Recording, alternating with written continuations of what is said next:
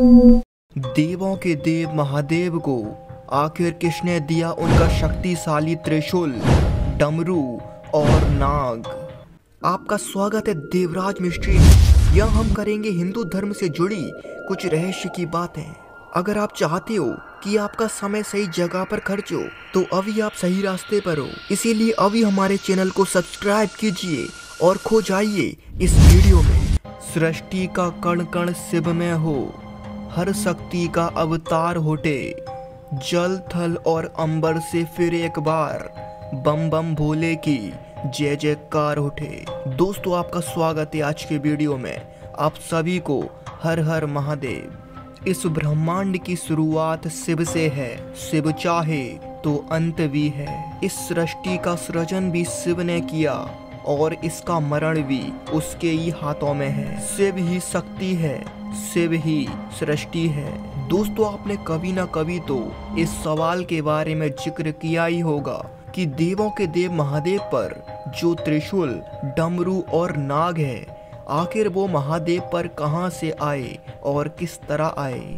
आखिर किसने महादेव को त्रिशूल दिया और महादेव डमरू क्यों बजाते हैं और महादेव के गले में इस नाग का क्या काम है। तो चलिए दोस्तों, आज इस बात की विस्तार पूर्वक जानकारी खोजते हैं। तो हम सबसे पहले बात करते हैं त्रिशूल के बारे में। आखिर भगवान शिव को त्रिशूल कैसे मिला। कथाओं के अनुसार शिव पुराण में इस बात का काफी अच्छे से वर्णन किया गया है। शिव पुराण में बताया गया है कि देवों के देव महादेव अस्त्र शस्त्रों के बहुत ही अच्छे ज्ञाता थे। अगर आज के भाषा में कहा जाए तो महादेव जैसा महान वैज्ञानिक कोई नहीं था। शिव पुराण में बताया गया है कि महादेव ने सबसे पहले धनुष और त्रिशूल का निर्माण किया, जिसमें महादेव ने सबसे पहले धनुष बनाया था और उसका प्रयोग भी सबसे पहले किया था। तो फिर यहाँ पर ये सवाल उठता है कि आखिर महादेव ने धनुष क्यों छोड़ दिया और त्रिशूल क्यों अपना लिया। बताया जाता है कि जब इस ब्रह्मांड का निर्माण हुआ था उस समय महादेव की उत्पत्ति हुई। उस समय महादेव इस ब्रह्मांड में अकेले उत्पन्न नहीं हुए थे। महादेव के साथ उनके 3 गुणों ने जन्म लिया, जिन्हें रज, तम और सत्य कहा गया। इन तीनों गुणों के बिना इस सृष्टि का सृजन अधूरा था। इसीलिए महादेव के ये 3 गुण उनके 3 शूल बने, जिन्हें त्रिशूल कहा गया।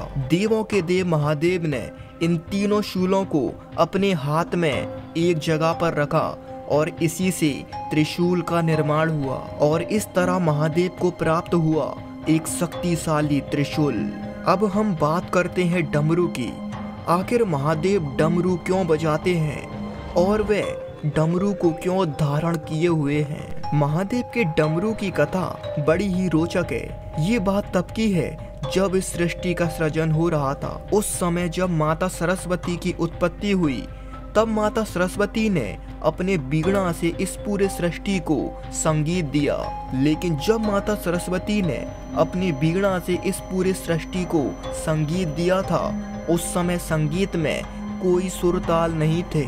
इसीलिए स्वयं महादेव ने अपने डमरू को 14 बार बजाया और इस डमरू की आवाज से इस पूरे सृष्टि में ध्वनि, संगीत, सुर ताल की उत्पत्ति हुई और इस तरह महादेव ने डमरू को अपने हाथ में स्थान दिया।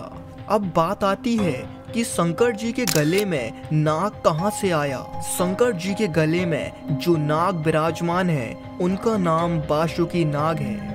वे संपूर्ण नागराज के राजा हैं। बासुकी नाग एक समय महादेव के बहुत बड़े भक्त थे। उन्होंने महादेव की तपस्या करके महादेव को प्रसन्न किया, जिसके फल स्वरूप महादेव ने उन्हें अपने गले में स्थान दिया और संपूर्ण नागलोक का राजा बना दिया। इसीलिए भक्तराज बासुकी एक नाग के रूप में शंकर जी के गले में विराजमान रहते हैं। तो इस तरह शंकर जी को प्राप्त हुए थे त्रिशूल, डमरू और नाग। तो फिर जाने से पहले कमेंट में हर हर महादेव लिखना मत भूलना। तो फिर मिलते हैं किसी अगले वीडियो में। तब तक के लिए श्री शिवाय नमस्तुभ्यम।